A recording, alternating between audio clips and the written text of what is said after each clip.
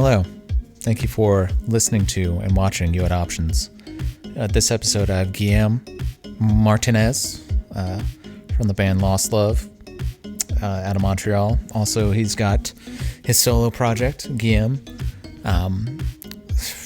Guilhem, he's got two newish solo albums out, Born and Bored, and La Pierre Venture, which is, I'm pretty sure is spot on French on my part.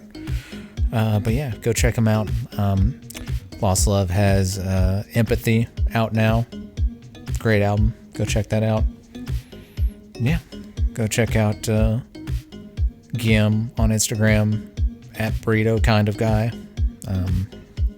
Go check out Lost Love at Lost Love MTL. Yeah, go check out You Had Options at You Had Options. There's a You Had Options shirt at www.handsomescoundrels.com/shop. You can go get some Handsome Scoundrel stuff. Buy that. But yes, thank you for listening and watching.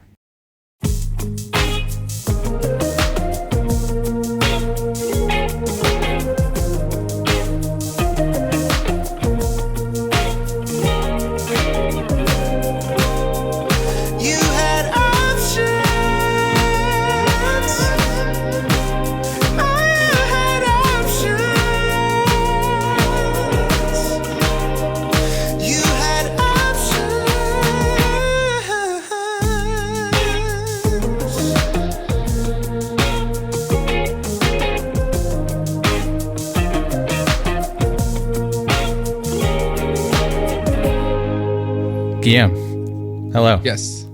Hi. How are you? I'm great. How about you? I'm doing well, man. Thank you for joining me. Thanks for having me. Yeah, of course. We were talking about how 2020 was a good year to start podcasting. Yeah. I know. Did you started a podcast as well, right? Yeah, I started a podcast last summer. But I stopped after 16 episodes because in the summer I had nothing to do, like literally nothing to do. So that's what I did. But this fall I had a lot of things to do, so I stopped at that moment, and I was just like, oh shit, that takes a lot of my time. Yeah. Yeah. Are you gonna start it back up? I don't know if I have time to waste in the future, probably. Yeah. What? You Lost Love just came out with a new album. Was that taking up a lot of your time? During the pandemic? Well, I guess not really. We recorded it like a year ago and we released it like a couple of weeks ago. When will this be out? When will the podcast be out? This coming up Monday. Okay, cool. So yeah, it's been like now it's been 2 months that it's been out, but we recorded it last year. So yeah, it's it's been a very quiet couple of years. Did y'all want to hold off until releasing it until it was less pandemic-y? Not really. The plan was that, I released a solo album in last spring, so I did not want to release a Lost Love album like right away, so I waited 6 months, and then that's why it was released this fall. But like since the pandemic started, that's my like third release or something like that. So I keep on releasing music and I don't really care all that much. It's just like people are, I hope people have listened to my music. If not, it's not a big deal. Yeah. I have. I'll tell you that. So you do your own solo stuff in Lost Love. Is there any other music projects you have? Not really. That's taking already a lot of time. So only these two projects. With my solo project now, it's cool because we started playing full band shows, which is confusing now because usually when I'm use my first name, Guilhem, I'm just like, I used to play solo shows and I like it with an acoustic guitar. And I looked for a band name like Guilhem and the something whatever, but it sucks. Like most of the bands like where it's like the name of the person and then the name of the band. Right. It sucks. There's only like a couple that I have in mind and I'm like, oh yeah, this one, it's all right. Okay. So now when I'm playing shows with my band, it's just my first name, and it's just like Guilhem. And when I'm gonna play solo shows, I'm just gonna be Guilhem Solo. solo. Yeah. Can you say some of the names that you had in mind? Well, the one that I have in mind that I might use at some point, it's Guilhem and the Bamboo Bones, Oh, because of the Against Me against song. me. Yeah. Yeah. It's I don't know. I really like Bamboo Bones. That's actually how I called this band. I'm like, oh yeah, we're jamming with the Bamboo Bones. Like, we were supposed to jam this morning, we did not, but that's how I call them when I'm with them. But yeah, I like it. It's something I've never heard of before. This Against Me song. Maybe it's something that Laura came out with, and that's not a thing in English at all. The Bamboo Bone. I don't know. I haven't. If it's like a term or something, like, oh, this guy's really got some bamboo bones on him. I don't know if that's a thing or not. Well, I think it means like very strong bones in the end, because bamboo is like very Is it strong. I the think. strongest plant? Yeah, I guess so. I think so. Only Yeah. only pandas can eat it. Yeah, I love pandas. Oh shit.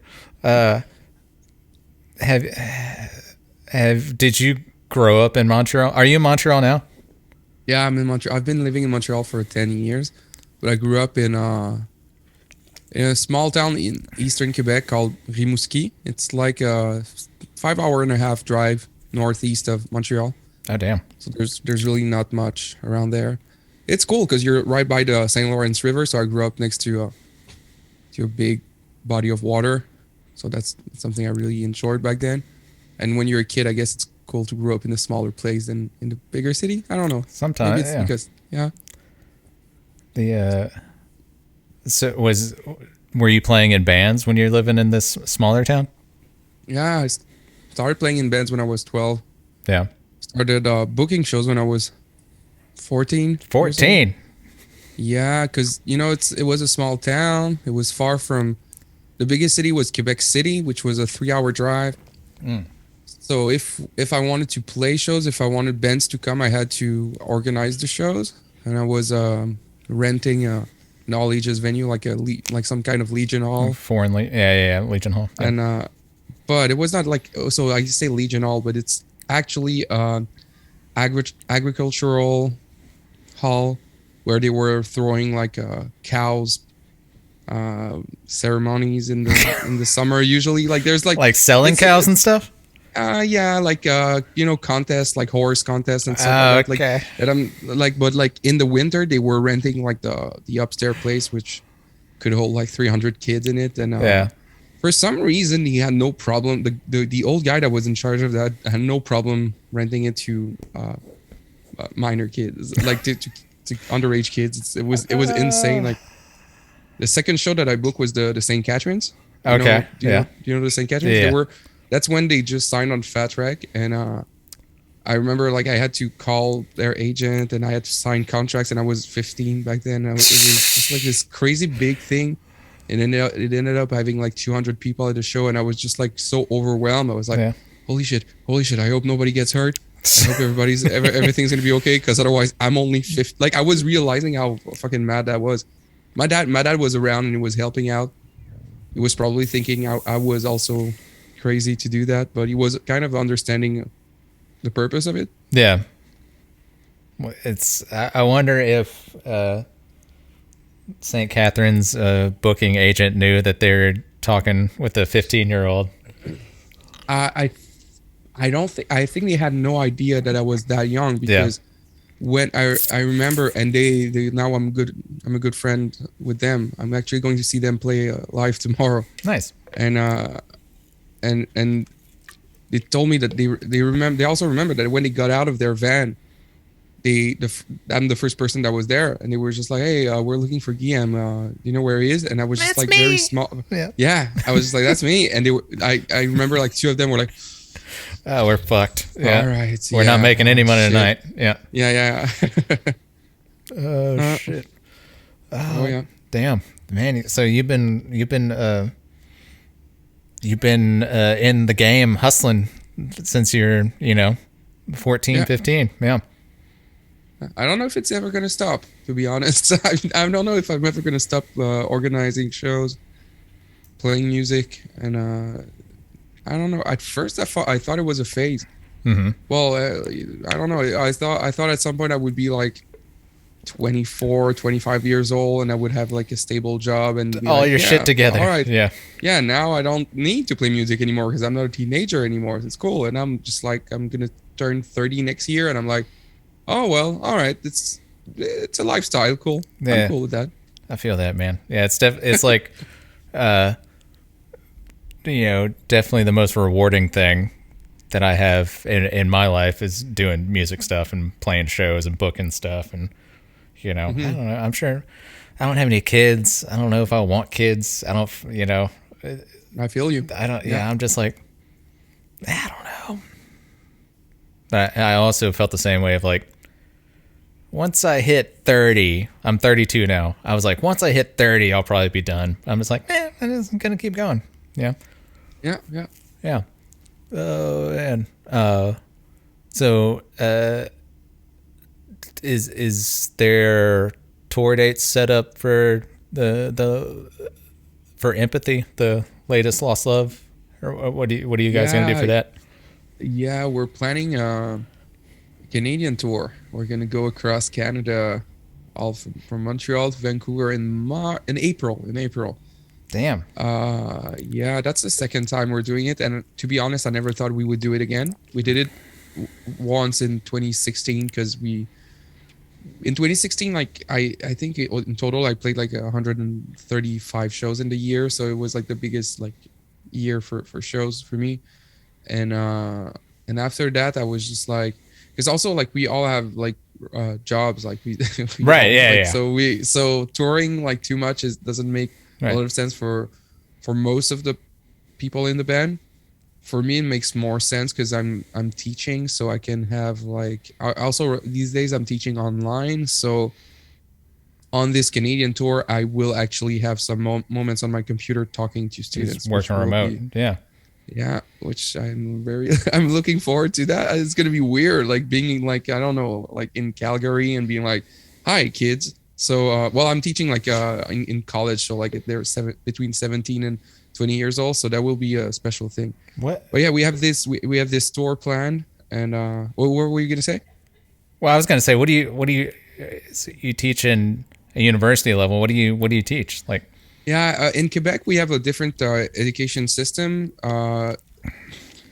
Basically, we have one more year of high school.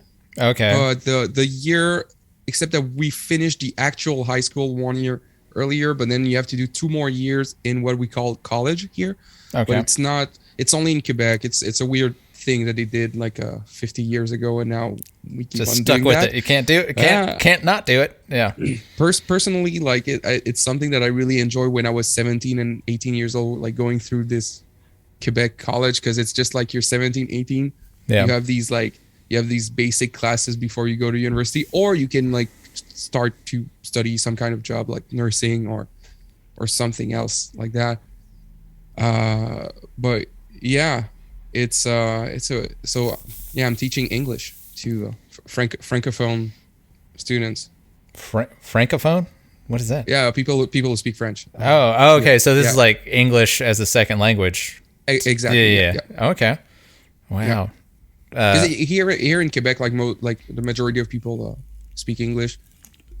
I want to say like the majority of people now are mostly bilingual, but like I teach in a college that's very far away from Montreal, so a lot of the students, they're like 17, 18 years old, and their level of English it's all right, but which makes it more interesting as a teacher because they don't speak perfectly in English. That's right. Cool. That's interesting. Mm-hmm. Oh man. Yeah. So you're teaching basic English to I guess, I don't know. It's around here.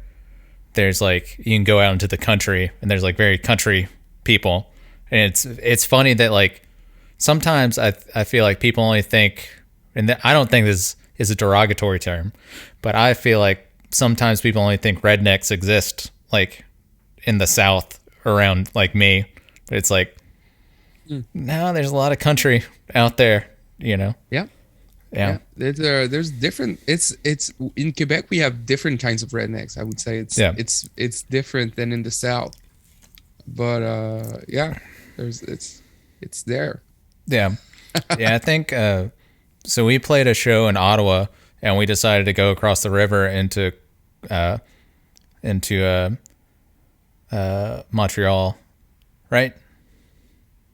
When was that? 2017, Okay. something, 2018. But yeah, like just going into like French Canada, I was like, oh man, this feels like a different country altogether. Yeah, that's what most Americans when they come to Montreal and to Quebec City. Quebec City is it feels even more like you're in Europe or something because well, not to me because I'm used to it. So to me it's just like it's Quebec, but like Right. Americans when they come here, usually they tell me, dude, what the fuck? Every sign is in French. Everybody like you go in a convenience store, you go to a gas station, That's the yeah. person's gonna speak to you. They're not gonna assume you don't understand any French. Like everybody speaks French. There's some parts of there's some neighborhoods in Montreal where people are going to talk to you like at first in English, but the rest of the province everybody speaks French. So yeah, Yeah, like yeah, we went to a gas station to buy beer, and I forgot it was like what it was some like Queen's Day in everywhere else in Canada, but in French Canada it's a different day. oh, did you come around Puza? Maybe.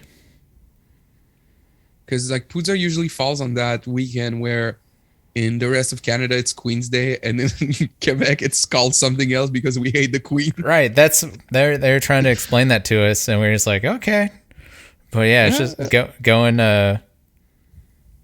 going into a gas station and they're playing like French pop and like everybody's speaking in French and we had to be like, hello, we're looking to buy the like be very explicit, like we don't speak French at all. So Interesting. yeah. Where did you play? Did you play Montreal? No, we played in Ottawa at Black Book.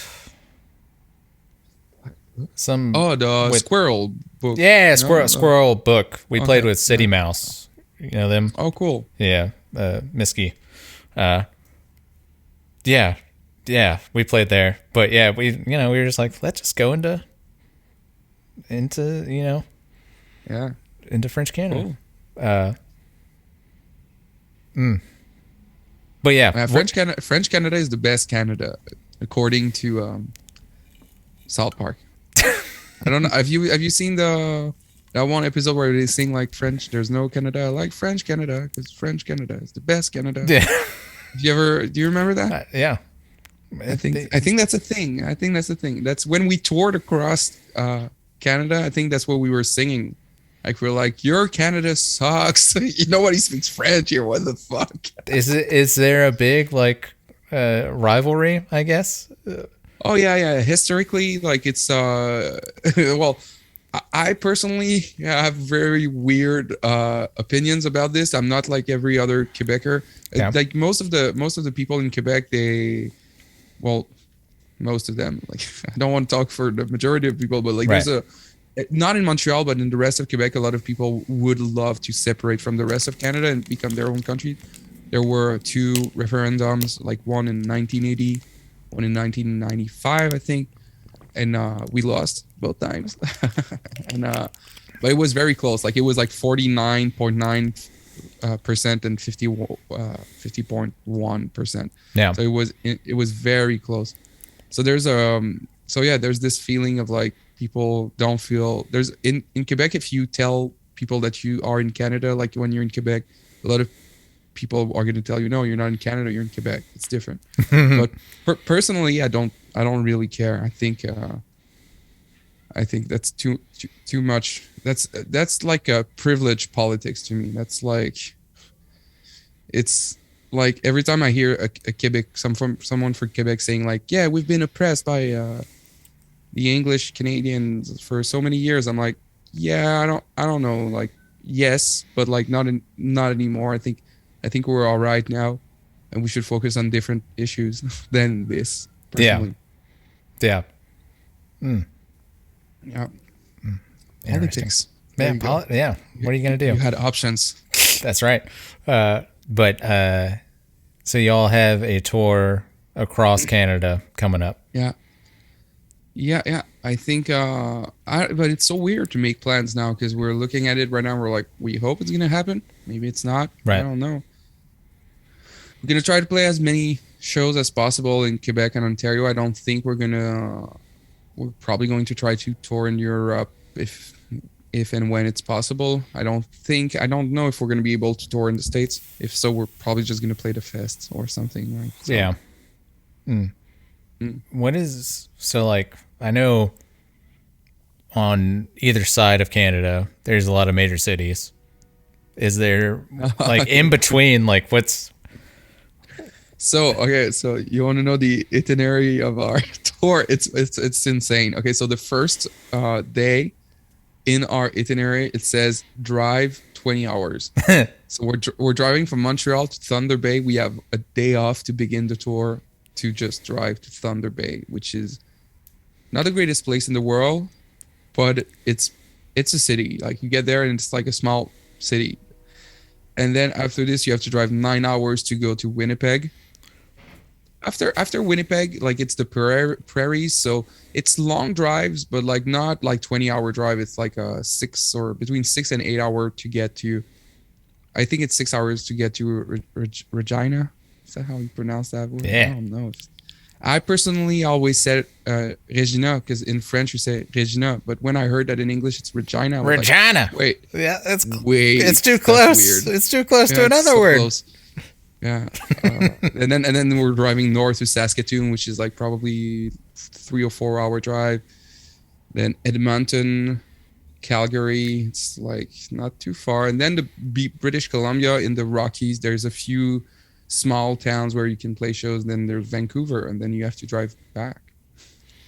Damn. So we're probably gonna play 15 shows in 18 days and drive like, 3,000 miles, something like that. I was gonna say like 5,000 miles, probably. Damn. What's kilometer? I don't know miles to kilometers. It's 1.6, so 1.6. Wait, no, 7, 1.6. Yeah, it's more like 7,000 miles. Jesus. Yeah. That's like 2 oil changes. Yeah. Oh yeah, or one if you like. Yeah, I guess I don't know. At this point, you're just like, oh, whatever. Do y'all have a band van, or do you rent a van? We used to have a big van. That just died like 6 months before the beginning of the pandemic, and I was just like, we're just gonna. I bought a minivan. Well, we plan on touring with some friends that have a bigger van, so that's. I don't know what we're gonna do exactly, but. Yeah, if our friends from the band In the Meantime, do you know In the Meantime? From Boston? Yeah. Dan. They're probably. Yeah. Yeah. Dan Levy. Yep. Oh yeah, he's a good friend. Good guy. Yeah. Yeah. So I think if they accept to join the tour with us, then we're gonna have. They have a bigger van, so we're gonna drive with our minivan. They're gonna drive with their bigger van, and have fun across Canada. Yeah. Oh, that's great. Oh man, where's the craziest, or the place that you would never thought you would play at as a band, like anywhere in the world? Where's that? That's the list is long, but I would say like in general, I before in 2019 I played like a lot of solo shows in all around the world. I played in Japan, Australia. Damn. I went to Europe twice in 2019. Once solo, once with Lost Love, and I don't know. It's like I gotta say that I played Tijuana in 2016, and it was a wild thing. It's probably the place that I felt the most unsafe for some reason. Yeah, yeah. I don't know. Maybe it was just in my head. But in general, I gotta say, to play in Japan is such a weird thing. Like culturally, it's just like everything is so different. I feel like an American in Quebec because everything is in a different language. I'm just like, what? What's that? uh, so were you able to? Were you just by yourself on that trip, or? Yeah, in Japan, I was with an Australian mate, and A mate, okay, a mate.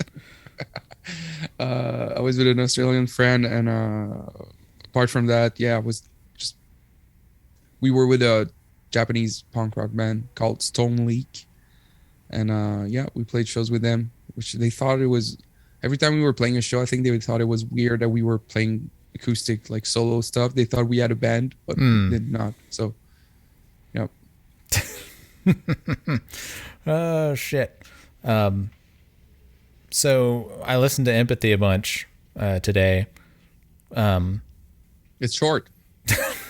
It's a short album. 20 minutes, I think. Something like that. But yeah, I could definitely hear the Jeff Rosenstock influence, and some like with the guitar parts like Roswell Kid type guitars, which is like Weezer guitars, you know?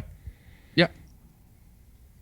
Yeah, I think but on this album, we did not try to sound like Weezer. Like on the previous album, Good Luck Rascal, we tried to sound as much as Weezer or like something Weezer-esque as possible, because before that we sounded more like punk rock, and we did not want to sound punk rock anymore for that album. Right.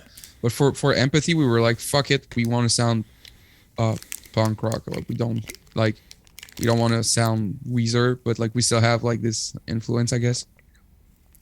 I guess it's also this. We want to sound. We want to have catchy songs. Right. We don't want to have like a riff 1, riff 2, riff 3, riff 4, and then that's the end of the song. Like we want to have a catchy chorus at some point, and yeah. Yeah. No, I think it's good, man. I think it's catchy. I think you all got catchy choruses. Yeah, I think it's not too bad. I think it's the best album that we released. It's the 4th one. Yeah. We're probably now in Quebec. Like I'm comparing to Quebec often, because like we have this running joke right now that we whenever we have an interview or when we talk to someone here in Quebec, we always say like, we are the best Quebec punk band at the moment. And people are like, oh wait, you cannot say that. I'm like, well, who else? And usually they're like, I'm like, that's it. So now next time someone asks you who's a good punk rock band in Quebec, you say Lost Love. That's right. And then they're like, oh, okay, cool. Who's like, are there big like French Canadian punk bands? The biggest one is called Les Vulgaires Machins. Mm-hmm. This band was the biggest French speaking, like they were singing in French, punk rock band. They I think they opened for NoFX. Like they opened for like big bands here. And they toured a lot. Like they can sell out like a 2,000 cap venue in Montreal, right? And which is kind of a big deal here if you're a punk rock band. Yeah, for sure.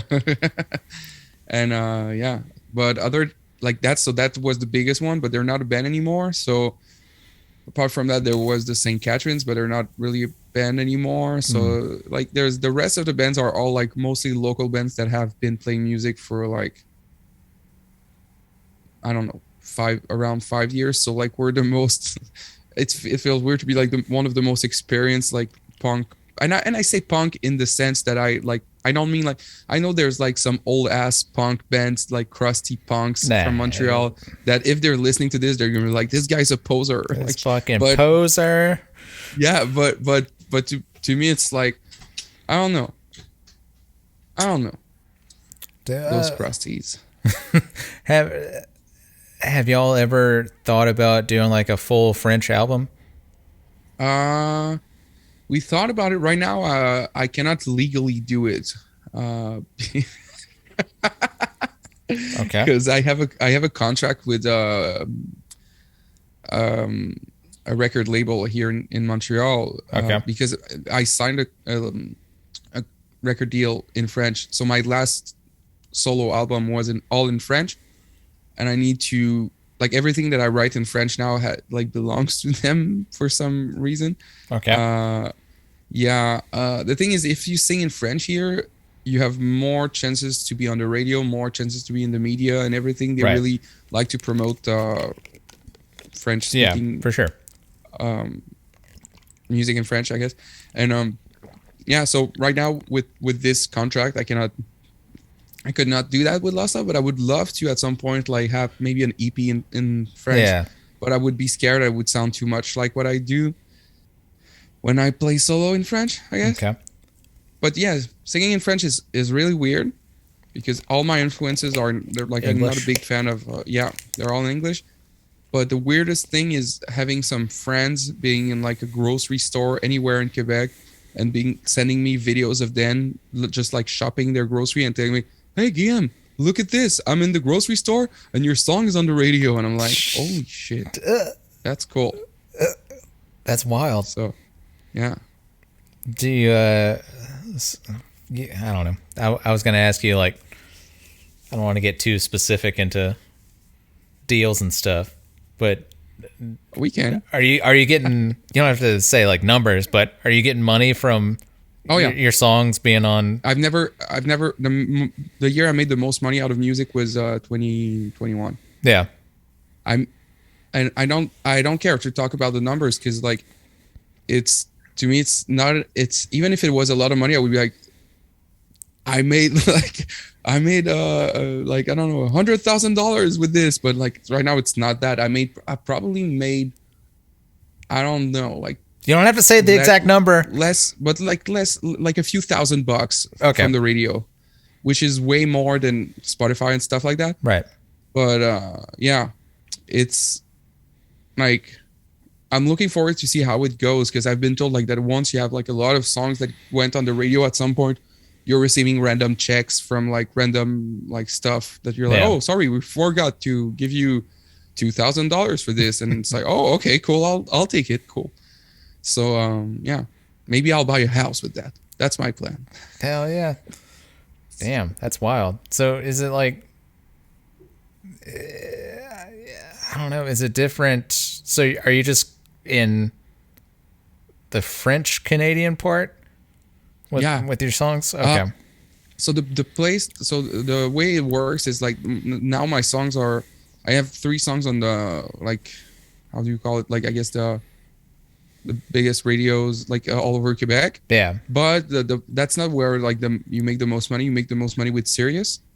And okay. Sirius has a French channel and they're always looking for more songs. So if you want, you can write a song in French, send it to Sirius and be like, hey, this is in French, guys. Oh shit. Man, I might have to. I'll write a song and I'll get you to. But even like, I feel like, I don't know. I feel like in the States, you have more channels on Sirius, so it could be easier to apply to some like maybe more like channels that are niche a little bit more. Like there must be like some punk rock Sirius thing. Yeah. And the thing with Sirius, it pays so much. Like I think it pays like $50 for like one play. And then but then like there's like splits everywhere, like especially for me with the record deal that I have. But anyway, it's like when I learned about how Sirius works, I was just like, oh wait, is that how like bands like, I don't know, the Menzingers or bands that I consider like big but not, to me, not big enough to like, well, maybe now the Menzingers are big enough to make money out of like touring in the States because they're big in the States, I guess. Right. But like I for a second I was like, maybe like some bands like Roswell Kid, for example, you talked about them. Maybe they got a song on Sirius and made some money with it, and we just don't know because people don't talk about it all that much. But I feel like it's, I don't know. Have you ever heard about that? Sirius? No, I don't know. I know of some like serious shows like Little Steven's Underground Garage, Stevie Van Zandt from Bruce Springsteen's band, the guitarist. Yeah, okay. He's you can like submit songs to them, and I feel like But I feel like that's just like there's not like a deal happening. I feel it's just like, oh, you're getting Oh, exposure. no. Every time your song plays on Sirius, you have to get some money at some point, Really? like legally. I think. Interesting. Yeah. To look into that. I might need to write a song in French or a whole album in French. Maybe. I don't know. Who's who's like a big French speaking pop star? I guess. Celine Dion. I guess Celine Dion is the most The famous biggest, one. I guess so. Yeah, I'm just trying to think of like, because I know I'll listen to like the radio here, just like normal radio, and just hear like dumb pop songs. You know what? The Offspring released a song in French, and it's so weird. Have you heard it? Like, No, on no. the last Offspring album, there's like a song in French, and it's so fucking weird because like his accent is actually pretty good. Like for someone who you don't think they're gonna speak like French. It's weird.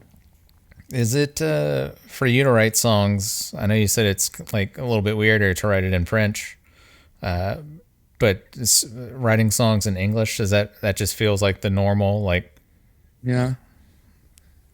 Yeah, English is my second language, but it's just more natural, and it feels like it feels way less kitsch. That's the word that I would use in French, but it feels less cheesy. It's less cheesy to me in English, even if it's a whole lot like very cheesy sometimes. I'm just like, oh, whatever. It's in English. I don't really care.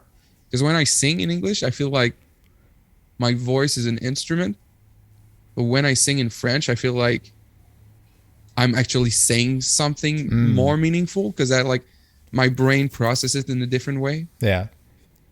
So like normally for like writing English lyrics, there's like a rhyme scheme. Is that the same way in French? Like, were you trying to rhyme multiple lines?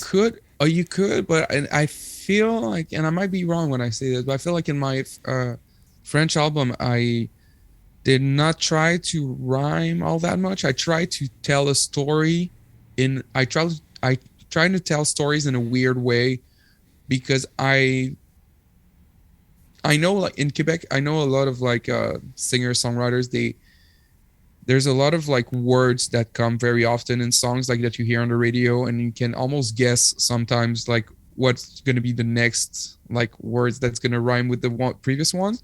So, and like I said, I don't listen to a lot of music in French, so I try to avoid rhyming or just using word like rhyme as like to make the sounds the song sounds better. I just try to tell a story in a weird way because that's what will catch the attention of the people if they hear somebody tell, because that's not something we have in Quebec, like something like I'm thinking of like the Front Bottoms who and they sing like these weird lyrics that you're like, why did he say that? It's weird that he's too tall and he's in the front seat, but he's too high, but he's too tall, and like that's weird, but like you get, it's kind of catchy at the end because you're like, okay, that was weird, and that's kind of what I try to do when I sing it in French. Yeah. Do you for Lost Love, do you write most of the lyrics? Yeah. What about like, do you write most of come up with the like whatever the bones of the song, like musically? In general, 98% of the songs it's me. Empathy was mostly me because during the pandemic I just like basically wrote songs. I recorded them at home, and then I sent them to the rest of the band and then after this we practiced together, but the songs were, I want to say like 95% all constructed, and we just changed a few things. And I worked with someone with Mike, who's singing in a band from Montreal called Bucky Harris, because English is his first language, and he also studied in, I don't remember what he studied in, but it's related to English. I think maybe literature or something like that. Okay. English literature, and so he's good with words. So I thought, oh, I worked my text with him. So that's why I think the lyrics on Empathy are way better than any other text that I've written before because of him.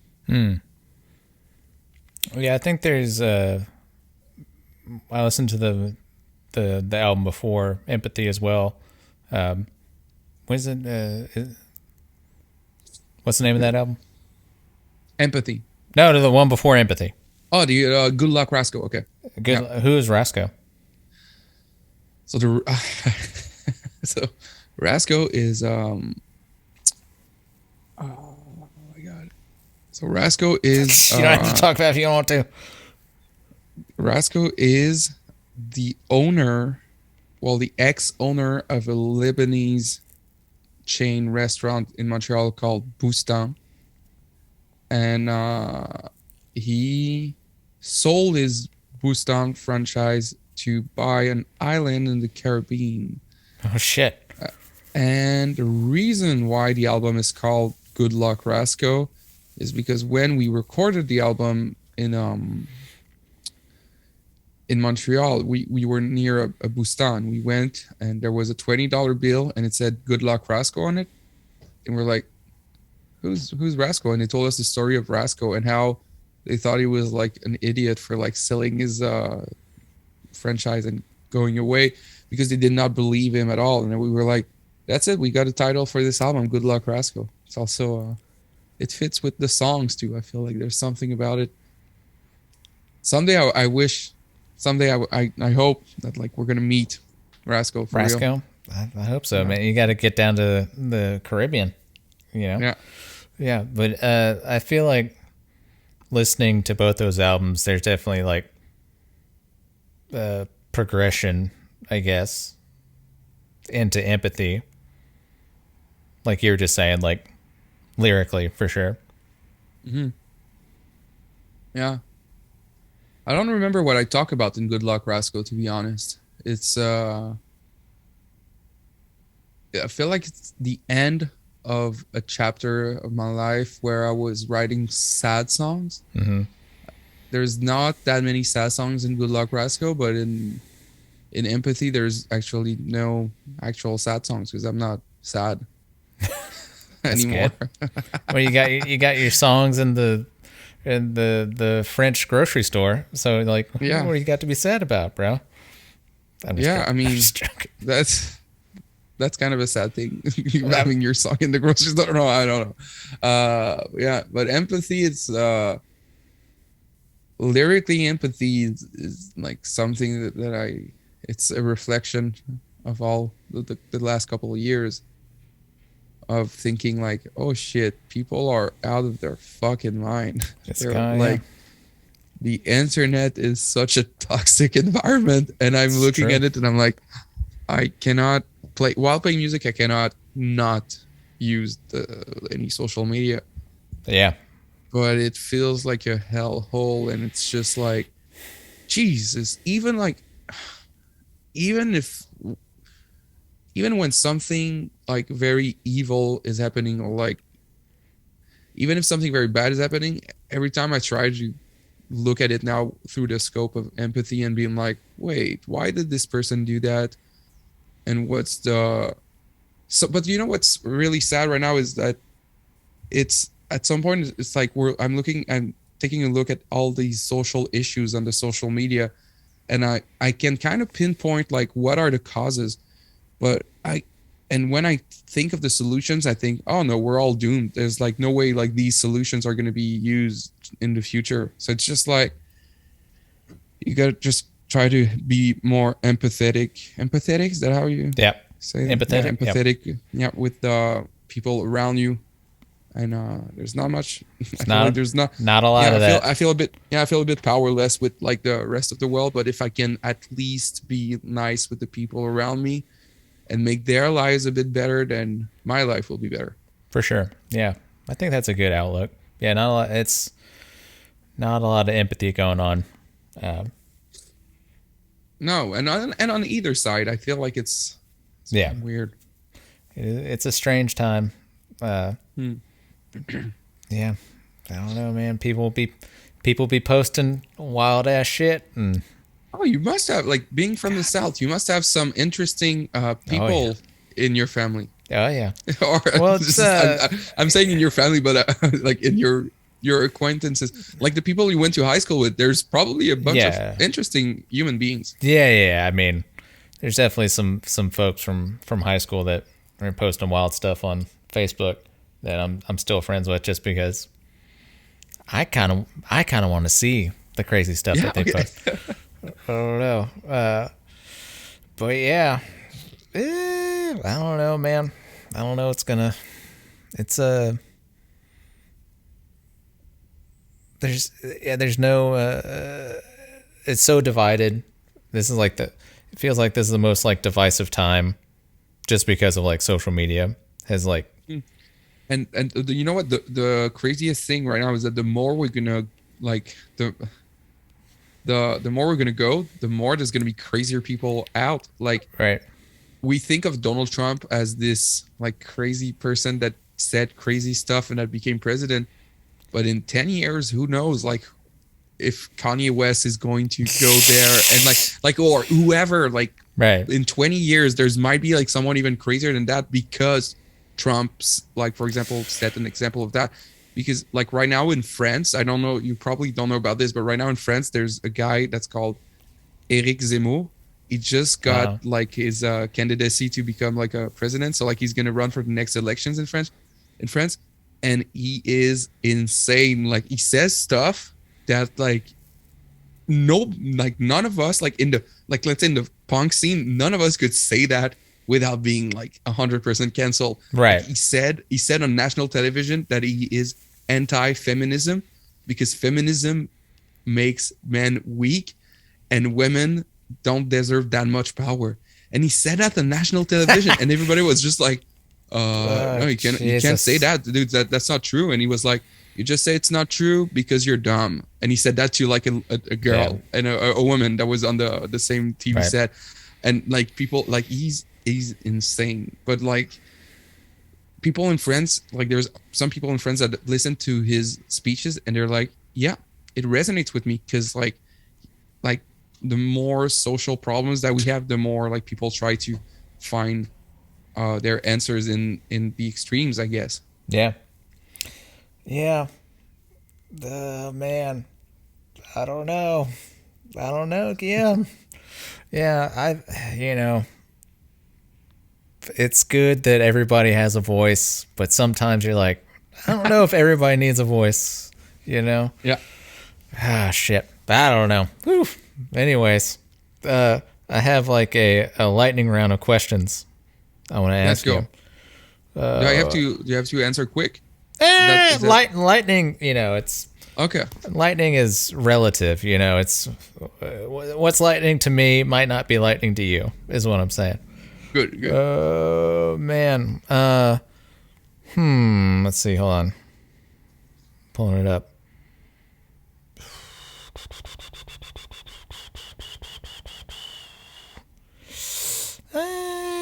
What's your favorite truck stop or gas station on the road when you're performing?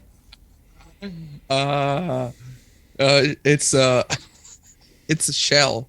Shell is my favorite gas station. Okay. And the reason why is it's so fucking dumb. I So the real reason why is that because when I was a kid, my parents used to stop at Shell because they had air miles, and they still have it. They still go to Shell every time, and they bought plane tickets with that. So it's totally cool in that sense. But every time that we're on tour and there's a Shell, I'm always like, "Yo, Shell has the best gas, guys. We need to stop there." And I'm always playing that game of like, I'm 100% sure that Shell has better gas than other gas stations. Of course. And I don't, at this point, I don't know if the rest of the guys caught up on this, because nobody ever told me like, yeah, okay, cool. Like, dude, what the fuck is wrong with that? Why? So I think I'm going to keep on, like, they're not going to listen to this, but I'm going to keep on this saying Shell has the best gas ever. But Like the best quality of gas? Like, yeah, like gas is good. Like, it's good for your car or something. Like, No. oh, you take the premium gas? No, just the regular one, but it's better, Yeah. because it's Shell. Like, we're not going to Exxon. We're not going to any, Nah. yeah. but if I had to if I had to choose one in the States, I would probably pick that one in Texas with Bucky's. Yeah, the big one. Like, is Bucky's, that yeah. like the biggest one ever? Like, there's one Yeah. in Yeah, it's I don't remember where, but I remember going there and going inside the gas station and thinking somebody could live there. That's like humongous. too much stuff. Yeah. yeah, they Bucky's started in around like Houston, and it's like this huge, gas station, and they've started to expand outside of Texas, and so there's one probably like 20 minutes from me that opened up like right before the pandemic, I think. So But do you yeah, go there? I do go there. Yeah. I've got a windbreaker. I got a Bucky's windbreaker somewhere that I wear every once in a while. Lucky you. Yeah, I know, man. There's no like insanely large gas station in Canada. Really? No. Well, nah, not like that. Yeah. The maximum gas tank that I've seen was gas pump that I've seen was probably 20. No. But like at this one in Texas, I Like think it was 200. like Yeah. yeah, it's crazy. Everything's bigger. Yeah. What's the worst punk rock bathroom you've had to go number 2 in? Trenton, New Jersey. What was the club? Championship. I love the people that used to live upstairs there, but there was a bathroom there, and it was like on the ground floor where there was the actual bar. There was no door for the. Oh, there was a door for the bathroom, but there were no doors for On the stalls? The actual. Yeah, but there was only one stall, and when you were sitting down, you were like, let's say you were leaning on your knees for some reason, you could see the people coming in. And I remember I don't remember if it was me or my drummer back then, but we sat there and to take a shit. I feel like it was my drummer because I don't remember doing it personally. And somebody got in and he just looked at him very seriously and said, "What's up, dude?" And the person was just like, whatever, and just went to piss. There's also one in Kentucky. What's the name of the city in Kentucky? That can you name me 2 cities in Kentucky? Lexington. Exactly, that's the one. That's the one. Okay, so in Lexington, Kentucky, I played. It was in 2013 or 2014 with Lost Love. We did a tour and we stopped there, and there was this big venue, and with a lot of bathroom stalls, like there were like probably 15 of them, no doors, and it's just like, why are you doing this? Yeah. So Okay. Trenton, New Jersey, and then yeah. second Lexington. Yeah. Third one, honorable mention to Toronto, a place called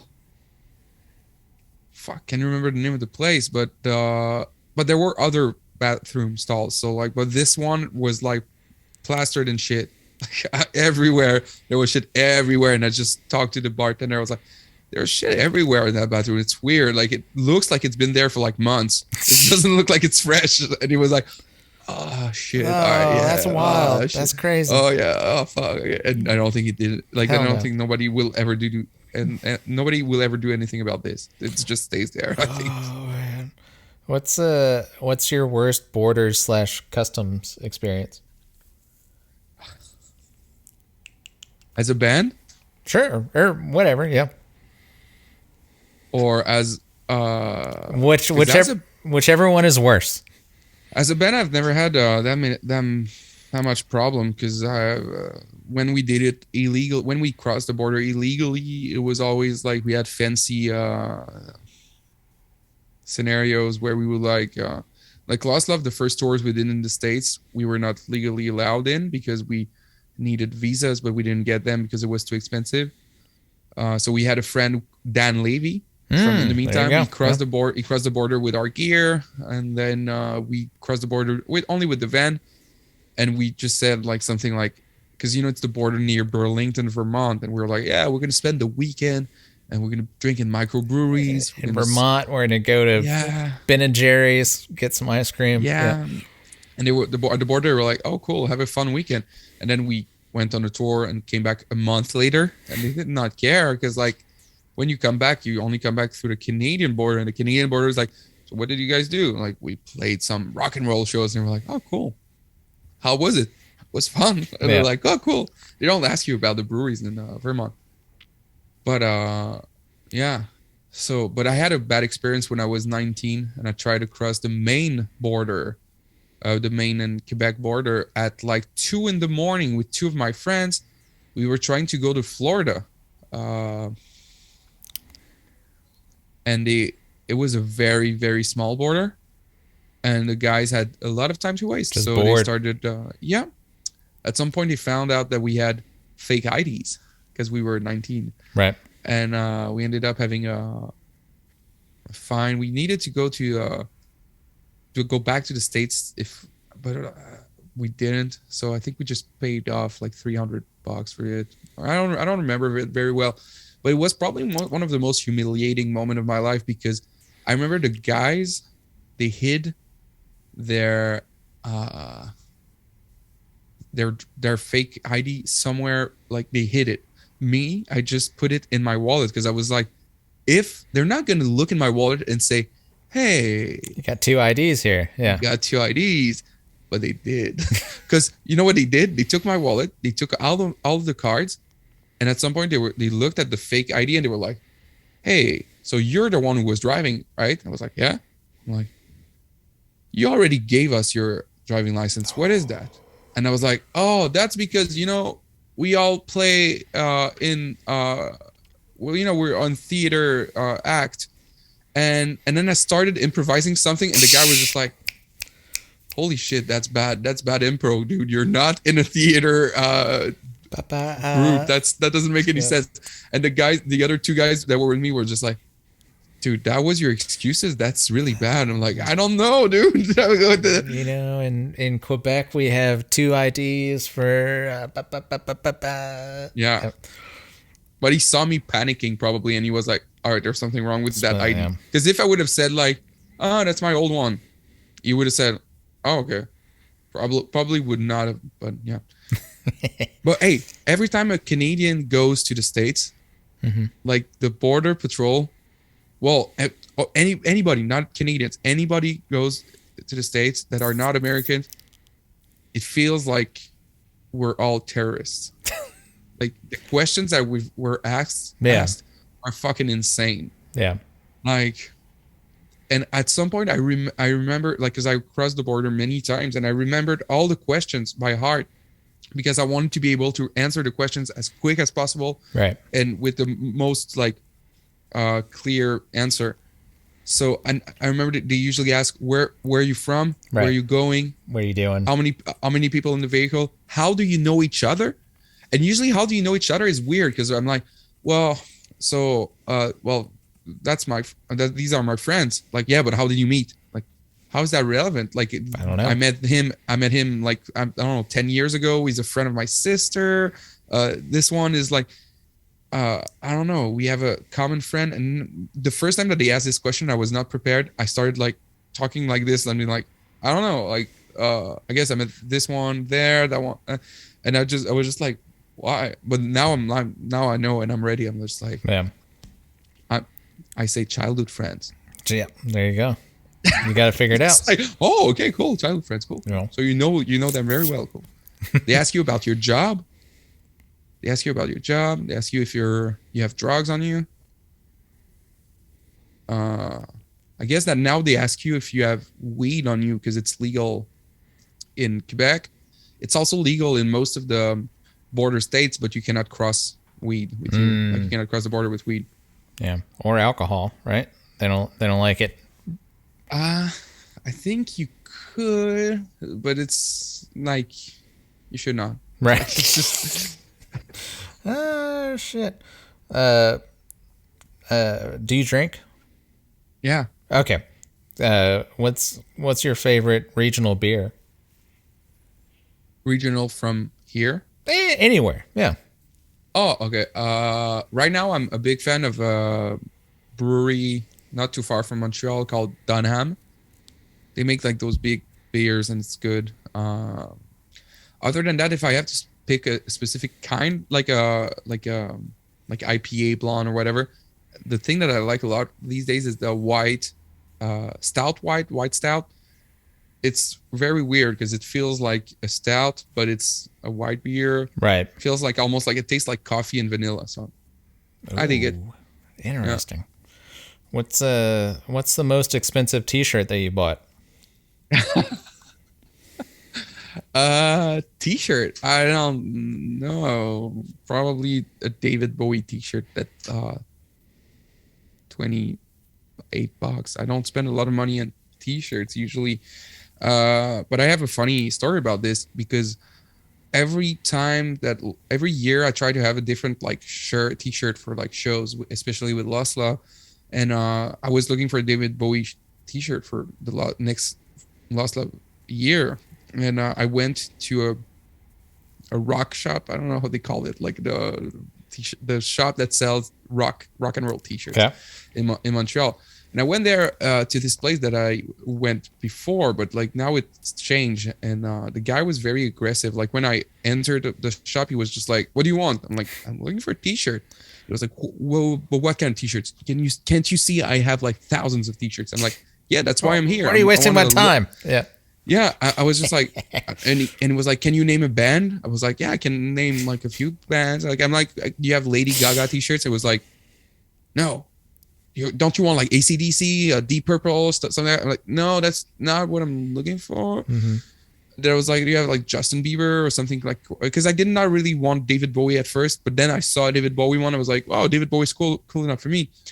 And then I was like, "Oh, what about David Bowie?" And it was like, "Oh, I have the most amazing T-shirt, David Bowie shirt." And he showed it to me. I was like, it sucks. I don't like it. I was like, what? It's like the most like iconic David Bowie T-shirt. And I was like, I wanted black. And it was like, oh, I have a black one. And then he looked in the pile of T-shirt and was like, look at this. And then I look and it was like, he told me it's vintage from 2009. Like, that's vintage. I'm not sure you're allowed to say vintage if it's 2009. 12 years ago. Yep. I don't know, but and it was like. So he told me like, oh, it's from the great batch of 2009. Like Bowie made these T-shirts, and it's like touch it, it's good. And I was like, all right, cool. How much is it? And he said $69. I was just like, holy shit! No, I'm not gonna pay that much money for a used David Bowie shirt. And it was like, oh, you have no idea how much T-shirts are worth, right? I'm like, actually, I do know how much T-shirts are worth, so I don't want to pay that much money for a T-shirt. And he was like, oh, all right, where are you going to go? Now there's no other shops in Montreal where you're going to be able to buy like a rock and roll T-shirt like that. And as I was about to leave, he said, oh, don't leave. I'm going to make you a deal. $60 instead of 69. I was like, no, dude. I had like a $20 or $30 budget, and he was like, you're never gonna find a David Bowie shirt for that cheap. No. And then what I really had in mind was like, Amazon has this. Right. Amazon has better service than you. Right. And I don't want to encourage Amazon, but at this point I was just like, I want to say fuck you to that guy. Right. So I bought it on Amazon. Nobody will love you like I love you, Guilhem. That's what he was saying. Yeah. Mm-hmm. Shit. What's your perfect pizza?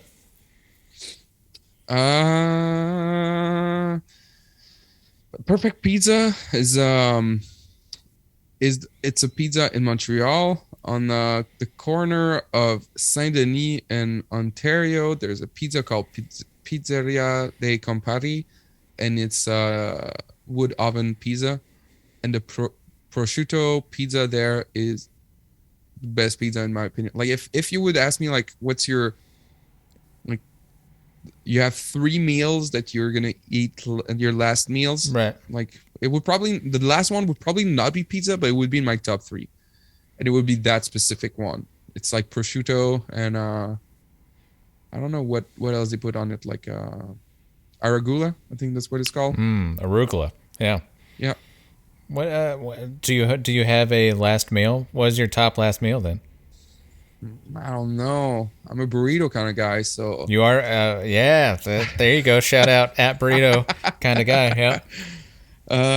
Burrito, pizza, poutine would probably be. It depends on how I feel. To be honest, it depends on how I feel. Like I just found out there's a Korean restaurant on the corner of my apartment. Like because I just moved in a new place a few months ago, and it was insanely good. So I would probably put that in there. I would probably have to have a whole week of meals because I like to eat. I like food. Food is good. Food. That's true. Like, yeah. Yeah, are you that much into burritos? Like, what's the burrito kind of guy? I was not when I started my Instagram account. I was not, because it was like I started it like in 2011 or 12, and I did not even know what a burrito was. All that like, well, I did not like it because I grew up in a small town where Right. there's no burritos at right. all. So it's Yeah. just like, so when I moved to Montreal, I probably ate one burrito and I was like, that's it, I'm a burrito guy. But yeah, no, I like it. I like it. Usually because a burrito, like I've never eaten a bad burrito. I don't think I have. Nah, even the worst one are still decent to me. That's true. It's just like, okay. It's tough to mess a burrito. Oh, but unless like you call it a burrito, but it's not a burrito. Like the most disappointing burrito I had was in Ohio in a Dunkin' Donut, and I saw on the menu breakfast burrito, and it looks so big, and then it's like this tiny little thing. Yep. It's so weird. I was like, it's super cheap for a burrito, and I held it in my hand, and I was just like, So sad. it's not a burrito. It's, Misinformation. Yeah. yeah, fake news everywhere. Fake news. That's true. Oh shit! It's infected the Dunkin' Donuts in Ohio. Oh man, what's so to go with the pizza? What's your perfect pizza? What do you want on your tombstone? Right now, I would want we need more empathy. That's what I would want on it. Or right now, that's what. But maybe when I don't know. I don't want to die now. But if I die now, I want something like that. But I don't know. If I die old, I don't know. I want to have something like this was fun. Something like that. Would it be in English or French? Probably in French. Yeah. Yeah. No. Most definitely in French. Yeah. It's more exotic for the people who don't speak French, and for the people that know me in French, they're gonna be like, yeah, it makes more sense. Is there a French saying that you would put on there that I wouldn't know? Not really. Not that I can think of. I never actually. That's a good question. I never thought about what I would put on my tombstone, because I don't think I will have a tombstone. That's what I'm thinking. I probably won't. Yeah. I wanna get my ashes spread into the face of a fascist. That's what I want. There you go. Oh wow! Watch out, fascists in the future. Oh yeah, it's just because we talked about politics. I'm just like, let's go. Let's put my ashes in a nuclear bomb. So when something's gonna explode, maybe I'm going to enjoy the ride. Yeah, it's like, did you ever watch Dr. Strangelove? You know that movie from the 60s? No, I have not.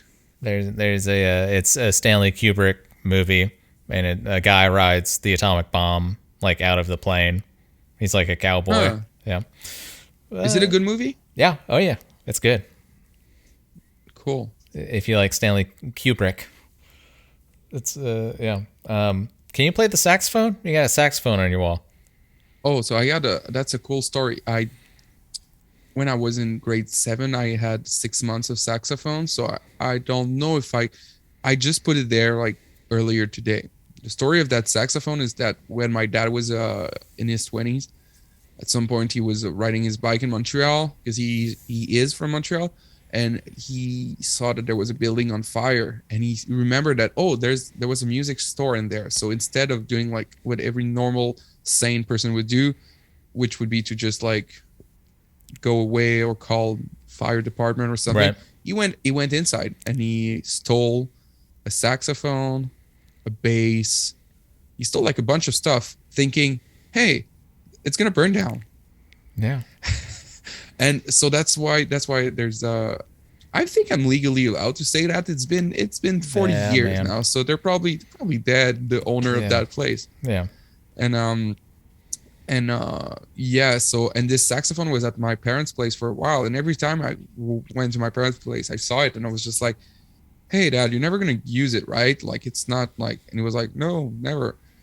So I took it, and I had it in one of my closets for a while. And today I did the cleaning of that closet, and I just took it, put it there, thinking, "Hey, now that I see it every day, maybe at some point I'll buy the thing. I don't know how you call it Raid. in English. Yeah. The what? The raid? Like the The wooden wooden piece? thing. Yeah. It's called a raid? Okay. Raid, yeah. In French, it's called an hanche. Okay. So I don't know. Raid. Good to know. And maybe I'll buy one and I'll try to play. And on my next solo album, I want to try to play some saxophone. Saxophone solo, yeah. That'd be dope. I like it. Okay, Guillem. Well, you had options, but you decided to talk to me, and I appreciate it. Do you have any closing words or anything? Yeah. Oh, I was wondering why this podcast was called You Had Options. Now I know. Yeah. Fun. I like it. Fun name I like thought it. of, yeah. Do I have a final word? Buy my stuff. Oh, Let's go with capitalism. No, Let's go, baby. I released a solo album in March 2020, another one in April 2021, and a Lost Love album in October 2021. So I have like 3 new records that I haven't played a lot of shows with. Check it out on the internet. I have like a bunch of records. I'm looking at the records right now. It's like a lot of records Sell 'em, on the bro. shelf. Let's get them moving. Yeah, if you want to buy my stuff, best way to do it is to send me a private message. So that way I will make you like the right price and not the Bandcamp price with the fees and everything. And other than that, if you're still listening to this podcast at this point, it's just not just me. Like, buy stuff from smaller bands. You don't need to buy Adele or Billie Eilish records. Don't get me started. You please buy, like, try to get interested in smaller bands. Try and reach out. And if you don't have money, like, click on the like the stuff, comment the stuff, share the stuff. It's weird, but it helps a lot when people do that, because that's how social media work. And the more people hear about you, the more people hear about your band, the better it is for you, the more fun it is for everyone. and yeah. And the last thing is, when you like something, when you like a song, when you like an album, when you like a book, when you like a movie, I guess when the movie, sometimes it's bigger, but anyway, whenever you like any kind of art, tell the person that did the art, because it's always a nice thing. I've never received a message from someone saying like, "I really love your album," and I was like, "Fuck that you, asshole." Like, it's you fucking it's never piece like of shit. Every time there's someone that actually sent me a message yesterday saying like, I love your 2 solo albums. It's really great. Good job. And it's just a random person that sent me that. And I was just like, it made my day. I was just like, oh, cool. Somebody loves what I do. So maybe because I'm doing it just in my head, I'm doing everything because I'd love to do it. But when I get just one person telling me like, it's great, I'm validation. Like, oh, fuck. Yeah, exactly. That's right. So yeah. Wow. All right, Guillem. Well, we'll stay on for a second, but yeah, thank you.